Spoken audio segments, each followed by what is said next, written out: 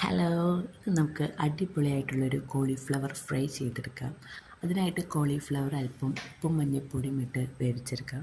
അതിനുശേഷം ഒരു പാത്രത്തിലോട്ട് അല്പം കടലമാവും അല്പം മൈദയും നമ്മുടെ എരിവിനാവശ്യമായിട്ടുള്ള കാശ്മീരി ചില്ലി പൗഡർ, കായപ്പൊടി, അല്പം ഉപ്പ്, പിന്നെ അല്പം സോഡാപ്പൊടിയും അരിപ്പൊടിയും കൂടി നല്ല ക്രിസ്പി ആയിട്ടിരിക്കാൻ വേണ്ടിയിട്ട് അരിപ്പൊടിയും കൂടിയും ചേർത്ത് ഒരു ഗ്ലാസ് വെള്ളവും ഒഴിച്ചിട്ട് നന്നായിട്ട് കട്ടയില്ലാണ്ട് മിക്സ് ചെയ്തെടുക്കുക.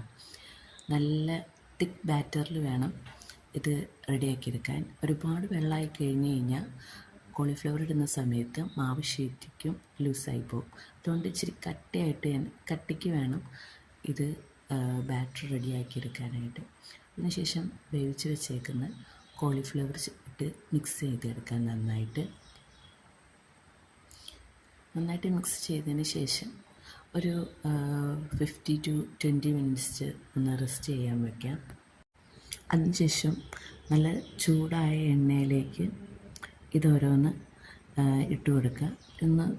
ഇടുന്ന സമയത്ത് അല്പം അകത്തിടണം, ഇല്ലെങ്കിൽ ഇത് തമ്മി നന്നായിട്ട് ഒട്ടിപ്പിടിക്കും. അതിനുശേഷം നല്ല ഡീപ്പ് ഫ്രൈ ആയെന്ന് തോന്നുമ്പോൾ മറിച്ചിട്ട് ശേഷം ഒരു പാത്രത്തിലേക്ക് ചൂടോടെ സെർവ് ചെയ്ത് കോളിഫ്ലവർ ഫ്രൈ റെഡി.